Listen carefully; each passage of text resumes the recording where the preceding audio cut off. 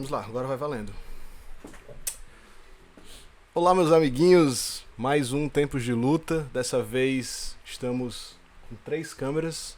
Não sei se elas vão estar funcionando mesmo. 1, 2, 3. 3 câmeras. Eu sou o Thiago Pamplona e aqui Max Soares. Eu mesmo.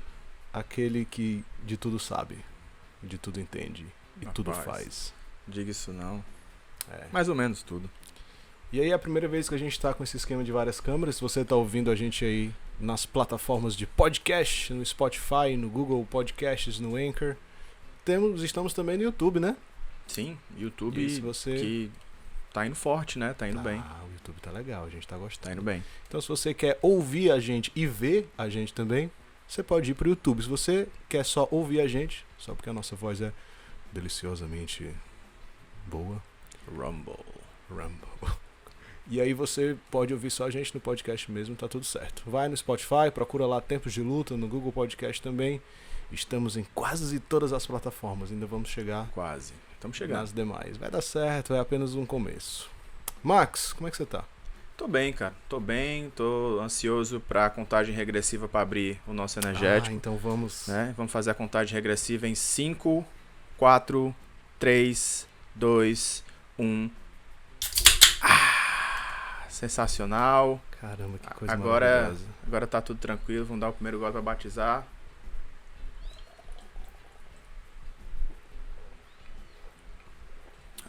Bem melhor. Cara, Monster é muito bom, né?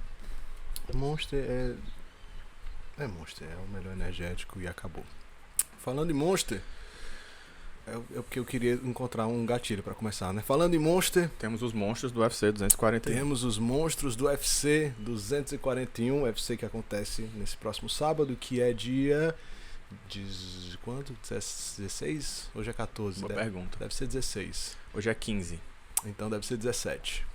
Isso. Esse UFC, que é o UFC que vai lutar a segunda luta entre Cormier e Stipe Miocic.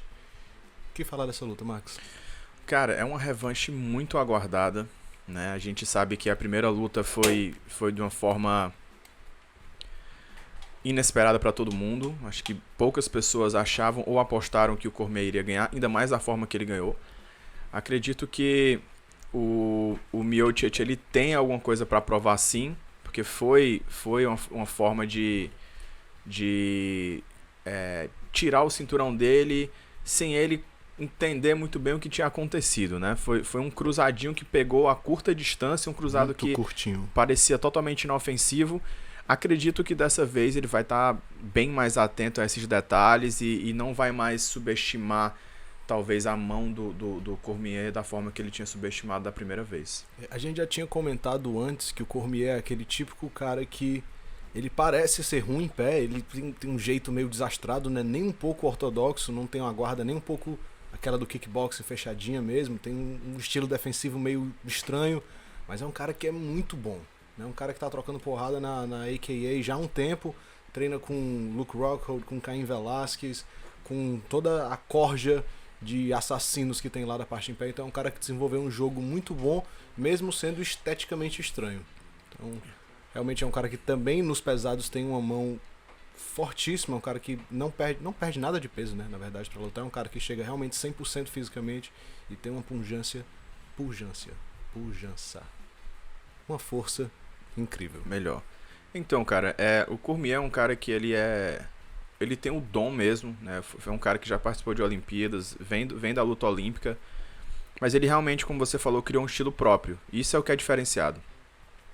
Geralmente você consegue mapear, quando você vai lutar com alguém, a forma que ele luta, o golpe mais forte, como ele se movimenta. Já o Cormier, ele tem armas em todos os lugares que a luta pode chegar, ou seja, ele tem uma arma muito grande que é a luta olímpica, ele bota pra baixo, ele machuca você ele colocando pra baixo, ele tem essa facilidade muito grande, e a mão dele, por ser muito pesada, soma um pouco com a técnica que ele tem adquirida só nas melhores escolas de trocação dos Estados Unidos, a AKA, como você falou.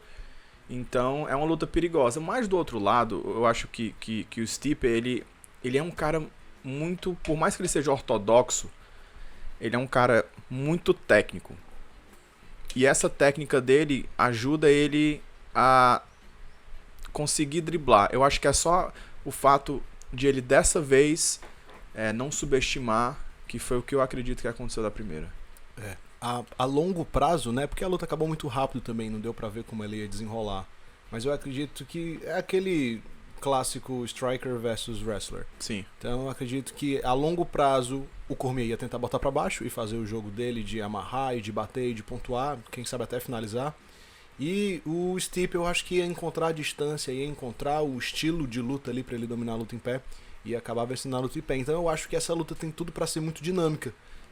Se ela não acabar cedo, ela vai ficar nessa de o Miocic tentando manter a certa distância e aplicar os melhores golpes, e o Cormier tentando encurtar o tempo todo pra impor o jogo. Então tem tudo pra ser uma luta dinâmica ou uma luta absurdamente monótona. A gente tem que lembrar que é uma luta de 5 rounds, né? O Cormier não é conhecido por ter um gás muito bom. Então a gente sabe que dependendo da força que ele colocar nos primeiros rounds, se for a distância, ele não vai conseguir imprimir o mesmo ritmo que ele imprimiu no primeiro e no segundo round. Já o Stipe, ele é um cara conhecido por ter um gás bom para a categoria. Então, se ele conseguir explorar isso da forma correta, talvez até fugindo um pouco mais, deixando o Cormier tomar as ações, mas gastando energia, ele tem grandes chances, porque ele é um counter-striker, ele é um cara que sabe contra-atacar muito bem. Foi assim que ele ganhou do Verdun, né? Então, se ele conseguir impor realmente o jogo dele, porque na primeira vez ele não conseguiu fazer isso. Sim. Ele entrou apático, ele entrou diferente, ele não entrou preocupado em defender o seu cinturão, e do outro lado tinha um peso pesado com fome, que se chama Daniel Cormier, que queria esse cinturão para se chamar de Double Champ, né? Então, é isso. Exatamente. E o co-main event desse evento é a luta do Borrachinha? Não. É o Borrachinha e Romero. A terceira, então, que é Pettis e Nate, né? Yoel Romero e Borrachinha... Desculpa, é o contrário. É o contrário. É o contrário. Então vamos fazer na ordem. O co-main é Pettis e Diaz. Então vamos falar dessa luta, né? Essa luta vai ser 7-7, não é isso? 7-7, exatamente. O Anthony Pettis subiu pra 7-7, né? Ex-campeão da categoria até 70, fez somente uma luta com 7-7 contra o Stephen Thompson, tava tomando um atraso e conseguiu... Tirou o coelho da cartola, né? Literalmente. Tirou o coelho da cartola. E que coelho? Aplicou um nocaute... Ninguém esperava. É um highlight, né? É um highlight da carreira dele. Ninguém esperava aquilo ali, pela forma com que o Stephen Thompson estava dominando a luta, mas aí mostra também o coração e o mindset do atleta, né? De, cara, eu vou até o final apanhar, mas eu vou até o final tentar encontrar o meu golpe bom, tentar encontrar o meu knockout punch. Que é uma coisa que a gente já falou aqui no Tempos de Luta, né? É o lado psicológico do atleta. Ele estando bem preparado, ele consegue aguentar as adversidades, ele consegue ultrapassar as adversidades. Se ele não estiver preparado psicologicamente, ele não consegue, né? Ele amofina junto com esse medo, com a falta de técnica, com o cansaço, né? O Pettis, ele tem coração, ele é um cara que apanha, mas ele quer bater também. Então é uma luta muito interessante. Nate Diaz vindo de um layoff aí de acho que mais de um ano, acredito, né? Então o Pettis teve em ação bem mais do que o Nate Diaz, mas lembrando que é uma categoria diferente para o Pettis, ele só lutou uma vez. O Nate é um cara muito longilíneo, é um cara esquisito de se lutar. E o Pettis já demonstrou uma certa dificuldade com o Thompson, que mantém muito bem a distância e é mais longilíneo também. E levando em conta que o Pettis ganhou por um coelho que ele tirou da cartola, às vezes é difícil você conseguir fazer isso 2 vezes seguidas, né? O Nate ele já vai ter isso como uma coisa que ele tem que se preocupar, esse ponto de surpresa do Pettis. Mas eu acredito que o Nate ele vai usar a envergadura, mas ele está muito fora de ritmo. Eu não sei se ele vai conseguir imprimir o ritmo do Nate Diaz, que a gente viu há muito tempo atrás, que lutou contra o McGregor, que foi uma luta que ele se preparou muito. Eu acredito que o Pettis, por mais que ele ainda esteja se ajustando na categoria, ele vai conseguir fugir melhor, né? Lembrando que os dois têm um ótimo nível de grappling, um ótimo nível de chão.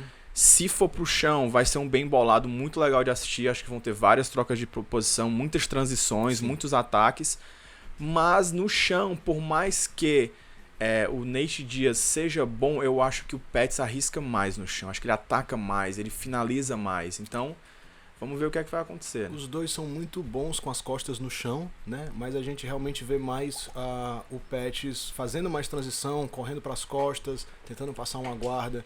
Então talvez a luta indo para o chão. É difícil, né? Porque também eu não lembro de nenhuma vez que o Pettis pegou um cara grande, pernudo e braçudo contra o Nate. Né? Vai ser um negócio muito divertido de assistir. Em pé, a gente tem o boxe fenomenal do Nate contra as mãos e as pernas loucas do Pettis, que a qualquer hora pode sair um Superman Punch, um giro calcanhar e um golpe plástico. Então, essa luta com certeza vai movimentar. E é difícil você lutar contra caras assim, né? Caras que não são ortodoxos, que tem perna solta, que vem giro faca, vem giro calcanhar, vem chute interno acompanhado de chute na cabeça, vem... assim, é difícil você conseguir mapear um cara desses dentro do octógono. Se o Nate conseguir, eu acredito que ele tem a chave para a vitória. Se o Pettis conseguir impor o jogo, eu acho que o Nate vai estar em águas profundas. Estará em águas profundas. E mais alguma coisa para falar dessa luta? Acredito que só isso. E antes dessa luta, né? Borrachinha e Yoel Romero. Eu ainda acredito que essa luta não vai acontecer, porque deve ter uma maldição. Sério que o Romero tinha atrasado o voo para pesagem, né? Já começou daí. Então vamos ver o que é que vai acontecer, né? Mas assim, a gente sabe que Borrachinha tá vindo de um layoff, mais de um ano. É um cara que tá invicto, 12-0. Tem muito poder nas mãos. É um cara que impressionou muito quando iniciou no UFC. Muitos knockouts rápidos. Muito parecido com o nosso Johnny Walker também, né? Impressionou muito. Mas é um cara que a gente nunca viu pegar realmente um cara ranqueado. Um cara que foi, né, já disputou cinturão. Um cara que já lutou com os melhores. E um cara diferenciado, né? Eu gosto de falar que o Yoel, qualquer campeão olímpico de wrestling é diferenciado. Com certeza. Não tem pra onde você correr. Assim, eu já cheguei a assistir vídeos do Romero no wrestling e é um cara de uma força técnica e rapidez absurda, assim. Não, pro tamanho dele, tem que ter algum significado científico para que ele consiga fazer isso, porque ele realmente é muito rápido. Acho que para você entrar em algum time olímpico, principalmente no time de wrestling dos Estados Unidos, que é o melhor do mundo, de Cuba, que é grande medalhista também na... Que é um dos melhores, na verdade. Sim, né? A gente tem Rússia, Estados Unidos, Cuba, o Irã. Então são grandíssimas escolas de wrestling. Então o cara para entrar numa seleção dessa, ele passa por competição a vida toda, corte, campeonato, torneio. Então o cara para entrar numa equipe olímpica, ele tem que ser um psicopata. E aí quando o cara chega nas Olimpíadas, ele vê vários psicopatas de todo o resto do mundo.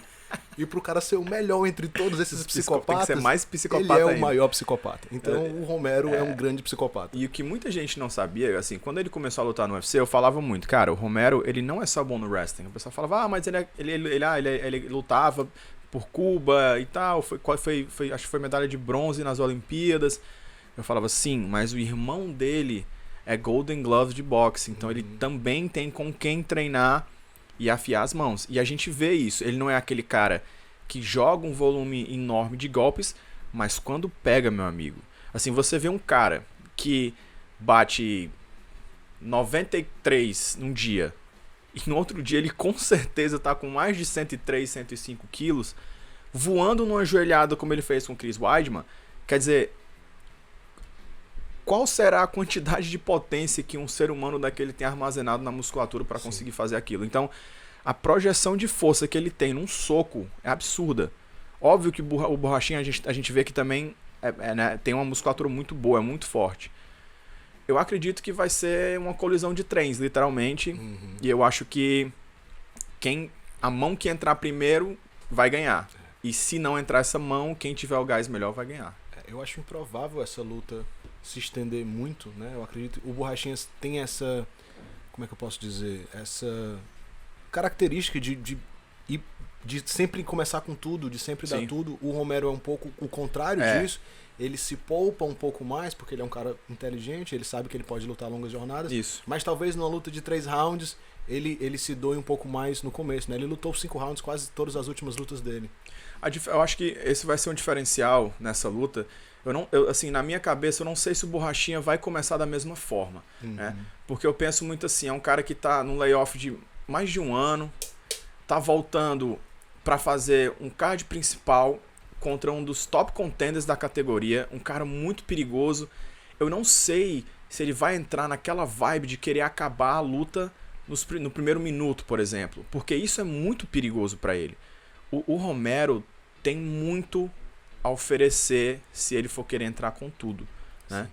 Então eu acredito que o primeiro round vai ser mais estudado, vai ser um querendo colocar a mão no outro, mas de uma forma mais estudada. Eu acho que quando partir pro segundo, se chegar no segundo, eu acho que aí a gente vai ver faísca saindo. O Borrachinha, todo mundo fala, ele é faixa preta, ele tem um recurso da luta de solo.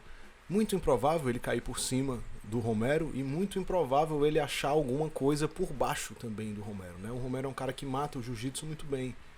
Então, acho que se eu tivesse que apostar nessa luta, eu iria de Romero. Que o Romero, ele tem a mesma força física do Borrachinha, né? Não sei se dá pra medir isso, mas eles têm níveis de potência muito parecidos. O Romero tem a luta olímpica ao seu favor e possivelmente não vai se deixar cair. Lógico que luta é luta, tudo pode acontecer. O Borrachinha pode meter um triângulo, pode dar um quedão no Romero, cair por cima, pegar as costas e estrangular. Mas eu acho que na probabilidade, em pé, é uma luta muito parelha. E se a luta for pro nível de grappling, da luta agarrada, eu acho que o Romero tem muito mais recurso. Verdade. É assim, eu realmente penso que hoje em dia, no nível que o UFC tá, no nível que os eventos internacionais estão, é difícil você escolher um franco favorito, ainda mais quando se chega no topo da categoria. Qualquer um pode bater qualquer um de qualquer forma. Depois que entrou que o cage fechou, é 50-50, irmão. É 50-50 e qualquer um pode ganhar. Eu acho que a grande diferença nessa luta de sábado vai ser a experiência. O Borrachinha, ele tá invicto na carreira inteira, mas dentro do UFC ele teve alguns desafios, mas que não se comparam nem se equiparam com os desafios que o Romero teve. Já lutou com os melhores da categoria, já ganhou da maioria dos bons da categoria. Então, assim, ele sabe que hoje, ele ganhar do Borrachinha, por mais que o Borrachinha não seja tão ranqueado quanto ele, é uma forma de assinar uma carta pro Dana White dizendo que ele tá pronto para entrar na fila para disputa de cinturão. Não que ele não esteja, mas eu só acredito que ele esteja mais embaixo. Eu acredito que ele ganhando do Borrachinha, ele já chega nesse topo. E da mesma forma ao contrário. Borrachinha ganhando do Romero, ele tira aquela dúvida que pairava na cabeça do Dana White há muito tempo de se o Borrachinha era realmente um contender ao cinturão. Sim. Ele ganhando do Romero, acredito também que ele ganha algumas posições, sobe no ranking e pode entrar na fila logo para a disputa de cinturão. O Borrachinha é um cara que ele é muito duvidado no Brasil, né? O pessoal no Brasil não acredita muito no potencial dele. Não sei se pelo fato da personalidade dele, né? Ele é um cara autoconfiante demais. A gente já falou sobre isso aqui também no podcast, de como os brasileiros não gostam disso. Mas eu acho que é uma forma do Borrachinha provar, galera, eu sou isso aí mesmo. Eu tenho essa pala toda, mas eu sou isso aí mesmo. E uma vitória contra o Romero, com certeza vai credenciar ele para esse comportamento.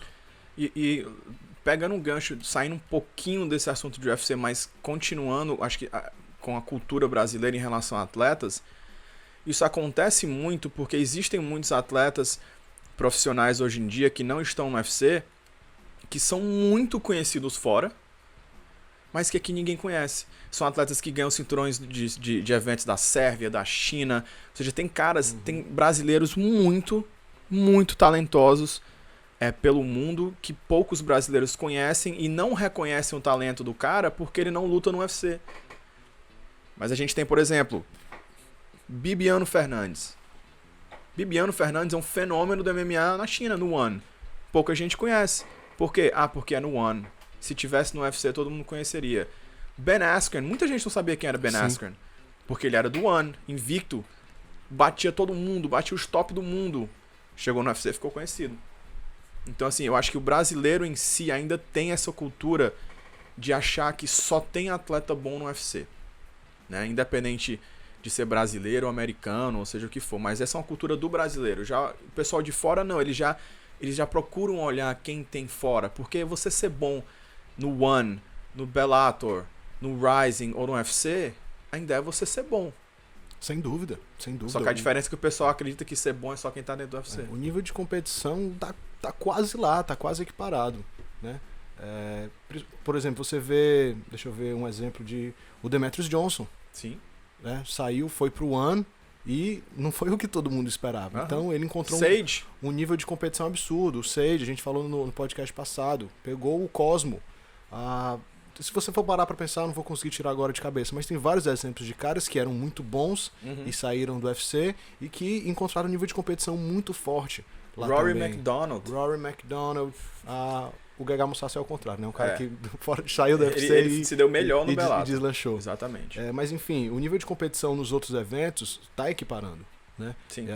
Isso é uma realidade. Há, sei lá, 5 anos atrás, realmente o nível era o UFC. Até porque o UFC tava comprando todos os outros eventos mais ou menos e jogando todo mundo pro UFC. Então todo mundo que era bom realmente estava no UFC. Né? O UFC estava tentando fazer esse monopólio. Mas agora com o One, com o Bellator, com esses outros eventos também na China, o próprio Future, o Future, John Allen assinou com o Future, com menos de uma semana lutou, ganhou, né? Então tem caras na MMA nacional e nos eventos nacionais de outros países também que estão nível UFC. Sim. Né? O esporte tem crescido muito, o pessoal tem treinado mais e é normal, esse crescimento é normal. Sim, eu acho que eu acho que o UFC percebe isso. E eu acredito que essa seja uma das grandes sacadas do Contender Series. Um cara que luta no Rising, ou que luta no One, ou que luta no Bellator, se ele tiver a chance de lutar no Contender para entrar no UFC, ele vai lutar. Porque ele quer estar no maior show do mundo. E eu já vi caras assim, eu vi caras do LFA, por exemplo, que é um evento grande nos Estados Unidos, que tinham a chance de ir direto pro UFC, mas preferiram lutar no Contender para encurtar esse caminho até o UFC. Eu já vi lutadores que eram contratados pelo Brave, que eram contratados por eventos que não se equiparam a UFC e Bellator, mas que tiraram essa chance para ir pro Contender Series. Por quê? Porque o Dana White sabe que existe muito talento lá fora. Ele sabe que esses talentos querem estar no UFC. Porque por mais que não seja o melhor evento do mundo e o único ainda é o que dá mais mídia, o que dá mais status. É muito melhor você ser um ex-UFC do que um ex-One, um ex-Bellator. Entendeu? Então as pessoas... O Contender Series ele tá servindo como imã para abrir uma porta um pouquinho mais larga para quem quiser entrar pro UFC. Aproveitando esse gancho de entrar no UFC, é muito comum a gente ver lutadores que tem um sonho, cara, eu quero lutar no UFC. Mas aí você para pra pensar e pergunta, cara, mas aí, o que você tá fazendo para entrar no UFC? Sim. Cara, não, eu tô lutando. É só isso? Eu só preciso lutar e ganhar para entrar no UFC? Não, eu preciso de muito mais coisa do que isso. Esses dias toda vez que eu tomo banho, eu fico tendo reflexões filosóficas na minha vida, né? Ok. E aí eu tava pensando, cara, como é que a gente pode fazer para ensinar esses atletas de que não é só lutar, principalmente lutar qualquer luta, para chegar no UFC, né? Então existem caminhos que você pode fazer, como entrar num contender, que é difícil, mas o cara tem que estar preparado, ele já tem que chegar com um perfil pronto, com um cartel decente, para quando ele tiver essa oportunidade, ele poder abraçar essa oportunidade. Eu acho que passou-se o tempo em que você entrar para um evento era só cartel. Era só se o cartel era positivo, era só se o cara tá invicto. Hoje em dia envolve muita coisa. O evento ele quer tirar o máximo do atleta possível. O que é que aquele atleta vai me oferecer? O que é que ele vai trazer de bom para dentro do meu evento? Porque a concorrência aumentou. Atleta tem a rodo em todo lugar que você imaginar. Então, eu acho que primeiramente o mais importante, além de, óbvio, você ser um lutador bom, não falando de cartel, mas é mídia, cara. Você tem que ter sua mídia, você tem que ter sua imagem. Você tem que ter uma capacidade para atrair público. Isso. O evento ele vai pensar se você tem capacidade de vincular o seu nome ao nome do evento. Quais são os benefícios que o evento vai ter te trazendo para dentro da organização? Entendeu? Isso é uma coisa que as pessoas não entendem. Muitos atletas pedem luta nos eventos, mas não fazem mídia. E em muitos eventos hoje em dia que trabalham com a mídia como ponto forte do evento, eles sabem que se você aparecer pro evento, você tem grande chance de lutar. Vai depender da forma que você vai se portar, vai depender da forma que você vai se mostrar pro evento, da forma que você vai se vender. Acredito muito que isso teve uma reviravolta, a página virou depois da era McGregor, porque o McGregor chegou sabendo se vender. Sem dúvida. E ele encurtou o caminho loucamente, né? Sim. Ele chegou com poucas lutas, já estava fazendo o main event, levou um UFC pra Dublin, lotou um ginásio lá, ele encurtou o caminho sabendo se vender. E realmente é isso mesmo, era McGregor. E o que acontece? O que o McGregor trouxe? Ele sabia se vender. Então ele falava besteira, ele falava de um, falava de outro, mas a diferença era o quê? Ele ia lá e cumpria. Aí, quando ele falava de novo, o pessoal, poxa, eu vou começar a acreditar, porque ele fez da última vez, só deu errado com o Nate. Que deu um errado, na próxima deu certo. Então, assim, mas essa era McGregor, ela serviu para mostrar pro pessoal que você tem que construir um personagem, você tem que saber vender o evento. Isso é uma coisa que os donos de evento, os matchmakers, eles estão mostrando para os atletas hoje em dia. Ou seja, aquela pesagem antiga e ultrapassada de você chegar na frente do cara e olhar e fazer a guarda e ficar de frente, eles já não querem mais isso. Eles querem realmente uma coisa mais quente, uma coisa para trazer expectativa para o público dizer assim, opa, só por causa dessa pesagem, dessa encarada, eu quero assistir essa luta vai pegar fogo. Exatamente. E muitas vezes os caras nem se odeiam, mas se eles conseguirem passar isso de uma forma correta para o público, isso vai trazer mídia para a luta deles. E quanto mais mídia trouxer, independente de vitória ou de derrota, eles vão ter grandes chances de voltar para a organização. Exatamente. A pesagem, ela é um evento, pré-evento por um motivo, é justamente por isso, para aquecer a luta, para as pessoas olharem e falarem, beleza, agora eu quero ver isso aí. Então não pode ser só uma encarada normal. Ela tem que ser diferente, ela tem que gerar interesse. Como é que gera esse interesse? Aí não tem uma regra. Sim. Aí é de cada atleta. Tem atleta, por exemplo, esqueci o nome dele agora. É o O'Neal, que ele bate foto. Sean O'Neal. Sean O'Neal. Cara, eu adorava Bate as pesagens selfie, dele. flores. Dava flores e fez selfie, e aí fez um negocinho tipo de casamento com um cara com uma chequeira, maravilhoso. E eu queria assistir as lutas dele por isso. E já outro cara, Mike Perry. Mike Perry sensacional. Sensacional, eu amo Mike Perry. Mike Perry é incrível. E além de tudo isso, das entrevistas polêmicas, das besteiras que eles falam, do jeito deles falar, ele sempre entrega lutas sensacionais. Sim, exatamente. Então, a pessoa tem que ser o pacote completo. Exatamente. You have to check all the boxes. Não tem como. E a gente vê muito mais isso hoje em dia, porque, por exemplo, há 5 anos, digamos, quando a era McGregor começou, se você acompanhasse atletas do UFC, você só via o mesmo tipo de foto. Terminou o treino, todo mundo bate uma foto, tá fazendo a preparação, bate uma foto, chegou em casa, bate uma foto, tá perdendo peso, ou seja, era só isso. Hoje em dia você percebe atleta do UFC pegando o celular, fazendo entrevista com ele mesmo, falando com o público, dizendo para fazer pergunta, criando a interatividade. Mas isso não é só porque ele quer, porque muitos não conhecem, não gostam e não costumam fazer isso. Isso é porque o UFC chega para eles e diz assim, então, você agora faz parte da maior organização do mundo. Como é que você quer ser visto? Você quer ser visto? A gente quer que você seja visto. Então, seja visto. Bata foto, faça vídeo, mostre o seu dia a dia, porque é isso que as pessoas têm curiosidade de ver. Então, hoje em dia, os atletas estão mais conscientes. Isso está começando a se transferir para os amadores, para os atletas profissionais que não chegaram lá ainda. Eles estão começando a entender que é importante você fazer stories, é importante você divulgar a marca, é importante você ter patrocinador. Entendeu? O lutador, ele não é só mais um lutador. Ele é um artista, mas eu não diria nem marcial, ele é um artista. Sim. Ele é um promotor de entretenimento. Isso, ele tem que se promover. Ele é um promotor de entretenimento. Então, não adianta só você ser bom. Não adianta só. Os atletas, por favor, atletas do Brasil, do mundo não, porque, enfim, vocês não estão entendendo o que eu estou falando. Mas atletas do Brasil, entendam isso. Vocês têm que se promover, vocês têm que saber, vocês têm que usar redes sociais, vocês têm que saber o que falar, como falar, vocês têm que escolher a luta certa. Vocês têm que saber quem marcar. Vocês têm que saber quem marcar, vocês têm que saber como desafiar. Outra coisa fantástica do McGregor é que ele escolhia a luta. Sim. Você oferece uma luta pra ele, você vai lutar com esse cara. Fala, não vou lutar com esse cara não tem nada pra me oferecer. E a gente não vê isso dos atletas. Ele tipo, vou lutar, eu luto com qualquer um, eu sou o bichão, pode botar aí que eu quebro qualquer um. Não, cara, não é assim. Se você tá numa sequência de 5 vitórias, aí você vai pegar um cara que tá vindo de 2 derrotas, não faz sentido. Não tem expressão. Não, é uma luta que não faz sentido pra você. É alto risco, baixa recompensa. Se você perdeu uma sequência de 5 vitórias, e se você ganhar, você não fez mais que a sua obrigação. Eu acredito que é certo, dependendo da sua posição dentro da organização, você aceitar a luta.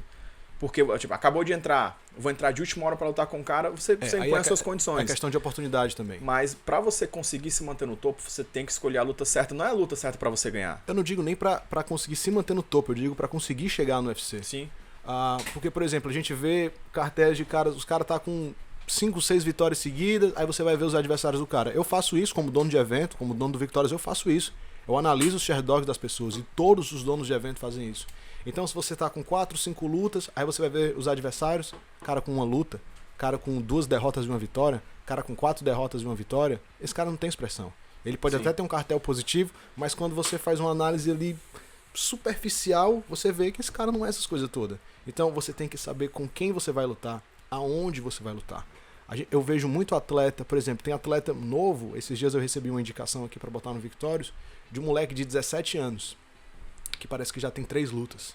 E eu fico, caramba, o cara tem 17 anos, já fez 3 lutas, talvez tenha necessidade de fazer dinheiro agora, talvez ele seja um cara que realmente precisa desse dinheiro de bolsa, mas se você for parar pra analisar isso como carreira, não é bom.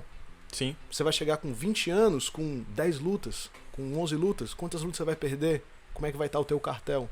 Tá entendendo? Então, essa é a hora de parar pra analisar a carreira. Cara, onde é que eu quero chegar? Eu quero chegar no UFC, eu quero chegar no Bellator, eu quero chegar no Future. Beleza, o que eu preciso pra chegar lá? Eu preciso de um cartel positivo. Como é que eu vou fazer um cartel positivo? Eu tenho que escolher as lutas certas, eu tenho que ganhar das pessoas certas. As pessoas ainda não entendem isso. Ainda não entendem. E é difícil de entender isso, porque não é todo mundo que para pra pensar. E outro problema também é que a maioria dos empresários dos atletas são os próprios professores. E os professores também não entendem disso. Então, se cada atleta tivesse um empresário, alguém se preocupando com a sua imagem, com o que a gente vai fazer, a gente teria um MMA muito mais rico, muito mais cheio de oportunidade, muito mais cheio de investimentos. E, infelizmente, a gente não tem. A gente sabe que é uma cultura, ainda mais aqui no Brasil, de o atleta tentar procurar, o professor, meio que professor barra pai barra empresário, procurar sempre aquela luta de escada. Pro cara lutar com alguém pra ele pisar e subir um degrau. Uhum. Beleza, o cara vai chegar a um cartel de 8-0, 9-0, 9-1, mas na hora que ele chegar em um evento grande por conta desse cartel bom, ele vai pegar uma pedreira. Sim. Então, assim, talvez não seja mais válido você pensar nem agir assim. Porque, por exemplo, eu falo do Future, porque, assim, as lutas são casadas de uma forma que sejam lutas boas. Não é fulano versus cicrano, porque fulano tem um cartel 10-0, quer ficar 11-0, e o fulano é uma pedrinha para ele pisar e subir um pouquinho mais alto. Uhum. Os dois são caras bons que querem subir, então você tem uma guerra dentro do decágono. Isso é regra.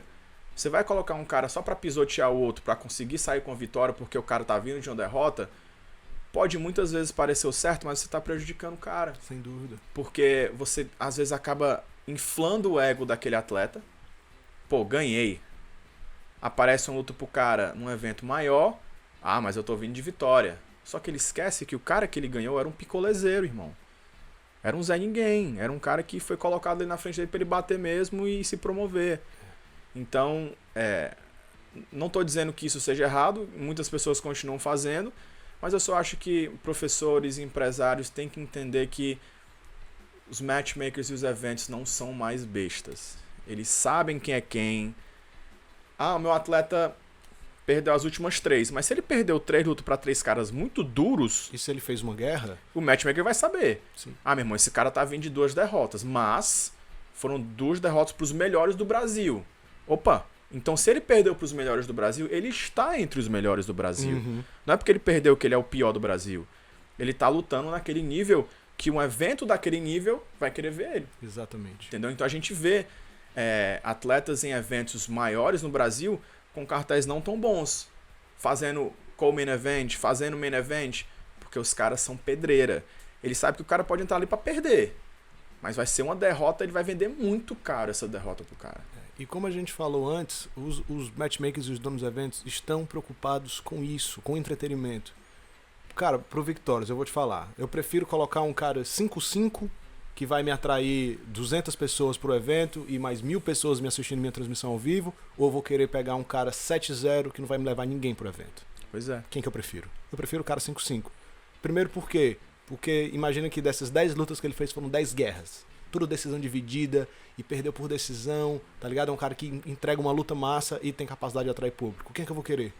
Eu vou querer esse cara. Mesmo que ele não check a box do cartel positivo, ele preenche os outros pré-requisitos. Uma coisa legal que os eventos estão fazendo hoje em dia também é que eles estão criando atletas, né? Eles estão ninando atletas, digamos assim. Ou seja, eles estão pegando um cara que vai estrear no MMA e eles estão colocando um cara para lutar naquele evento sempre. Então ele está criando a identidade daquele atleta dentro do próprio evento, né?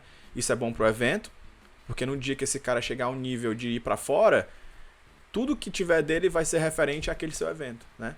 E pro atleta é bom porque ele vai ter sempre a certeza que ele vai estar lutando naquele evento, sendo um evento bom, pra carreira dele é maravilhoso, independente de vitória ou derrota. Exatamente. Porque hoje em dia a gente sabe que não conta só com quem ele lutou, conta também em qual evento ele lutou. Porque a gente sabe que evento hoje em dia tem cada esquina, tem barracão, tem todo canto. É o que eu digo também, como eu que fecho as lutas do Victório junto com o Fernando Moura. E quando eu vou ver os Sherdogs, isso é outra coisa que eu vejo também. Pô, esse cara aqui lutou Shotô, lutou Áspera, lutou eventos grandes. Aí você vai ver, não, esse aqui lutou o Fundo de Quintal Fight Championship, ele lutou o Picolé na Praia Combat. E esses eventos não têm credibilidade. E muitos desses eventos nem pro Sherdog vão. Sim. Então eu recebo, às vezes, treinador e os próprios atletas pedindo luta. Cara, me botei pra lutar, eu sou 7-0. Aí eu, massa, mano, Sherdog. Vixe, não tem Sherdog não. Primeiro que não dá pra acreditar se o cara é 7-0. Segundo, caramba, cara, tu lutou 7 eventos sem Sherdog? É isso que tu quer pra tua carreira? Tá ligado? É foda. Assim, quando a gente para pra pensar isso, a gente sabe que é uma cultura, mas é uma cultura que é muito possível de se mudar. Já está se mudando. A gente sabe que no Nordeste, infelizmente, as coisas são sempre um pouquinho mais lentas do que no resto do país. Mas o Brasil a gente já está começando a ver isso. Você pega Sul, Sudeste... você já está vendo os eventos se profissionalizando mais, os atletas se profissionalizando mais. Acredito que o Victórios no Nordeste tem uma proposta inicial muito bacana, que é uma iniciativa que ninguém teve ainda, porque ninguém quer ter o trabalho de fazer um evento que preste. Todo mundo quer fazer evento visando lucro, e isso não existe ainda mais no começo. Então, acredito que é cultura, mas que os eventos certos estão conseguindo mudar essa cultura. Isso. E se você é atleta, e se você... isso foi um dos outros pré-requisitos que eu coloquei. Eu coloquei 3 pré-requisitos para o cara lutar no Victórios. O primeiro tem um cartel positivo, que isso é variável ou não, mas a gente quer atletas com cartel positivo. O outro pré-requisito que eu coloquei foi a capacidade de atrair público, nem que seja a sua família. Cara, eu tenho 50 pessoas na minha família que me amam, que vão assistir minha transmissão. Isso é a capacidade de atrair público. Sim. E o outro foi realmente o anseio de ser profissional. Cara, eu tô lutando porque eu quero seguir carreira nisso. Beleza, nós vamos trabalhar a tua imagem pra isso. Não, eu tô lutando porque, sei lá, eu tô precisando de dinheiro. Eu pego qualquer luta que eu tô precisando de dinheiro. Esse cara não é tão interessante pra mim. Porque eu quero formar atletas. A gente quer caras que saibam se posicionar, que sabem o que querem, pra saber... O Victórias é uma porta pra isso, né? Eventos que dão visibilidade pro cara são portas para isso, para onde eles querem chegar. Então, são esses 3 pré-requisitos, e que não é, meu Deus, eu estou inovando agora, que eu criei isso. Não, todo evento tem isso. Sim. E tem eventos que tem muito mais do que isso. O Future, por exemplo, deve ter uma lista de pré-requisitos enorme para quem vai lutar. E, cara, você tem que saber que pré-requisitos são esses, você tem que se encaixar neles. Lutando em qualquer evento você não vai encontrar eles, lutando com qualquer pessoa você não vai encontrar eles, e passando o dia todo na academia você vai ficar bom de porrada, mas você não vai ser um lutador de MMA. Exatamente. E eu espero que realmente esses atletas entendam isso, né? Não é uma coisa impossível de se conseguir, não é que não existe nenhuma referência lá, existe referência sim, existem atletas para você se espelhar, existe como fazer sua própria imagem no YouTube, você tem como encontrar. Os que fizerem é porque querem seguir o caminho da forma correta. Os que não se importarem com isso, infelizmente vai chegar uma hora que eles não vão conseguir mais evoluir de forma alguma, não vão achar que é por conta disso, o que é pior ainda, né? E é isso, assim, atletas têm que entender que eles não são só atletas. Se eles querem chegar a alto nível, eles têm que saber que eles são atletas, artistas, promotores da sua própria imagem, promotores do evento, promotores dos seus patrocinadores. Isso em conjunto gera um diamante bruto por evento querer trabalhar. Se ele não mostrar isso pro evento, qual é o interesse que o evento vai ter nele? Exatamente. É isso aí. Max, nós vamos ficando por aqui. Sim, Que mais uma. papo maravilhoso. Realmente gostei muito de falar sobre isso. Eu fico me coçando para falar dessas coisas, porque o mundo precisa ouvir isso aí, os atletas precisam ouvir, o público precisa ouvir essas coisas. A gente precisa entender que o MMA não é só luta, é entretenimento. A gente precisa trabalhar isso aí pra gente levar o nosso esporte pra frente.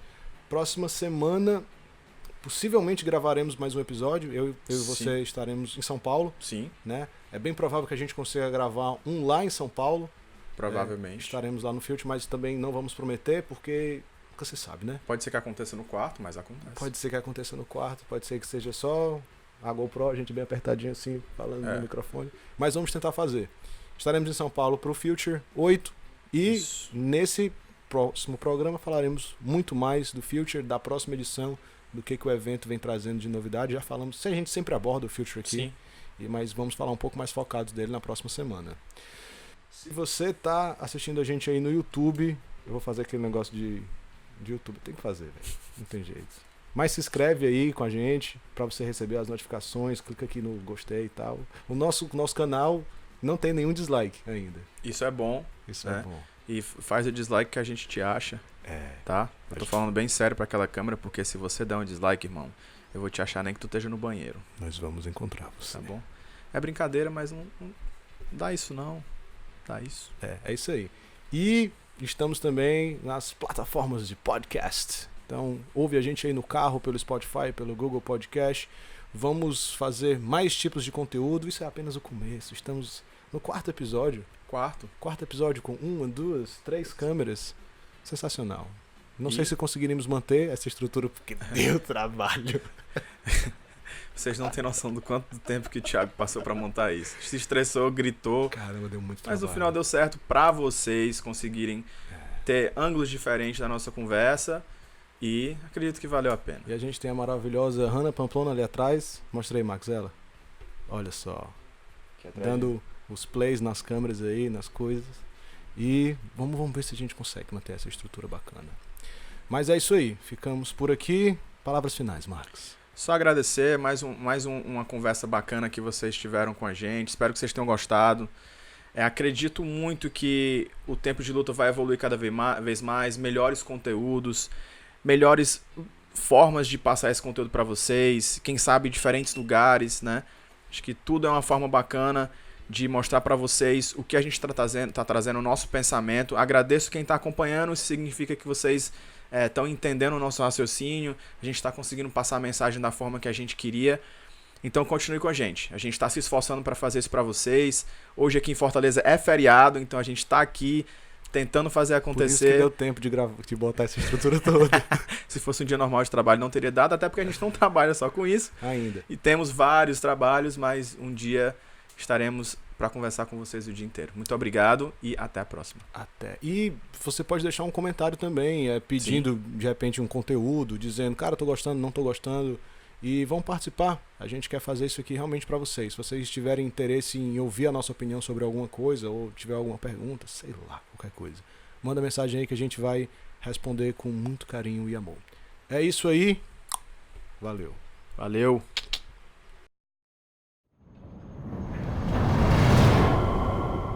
Podcast Tempos de Luta.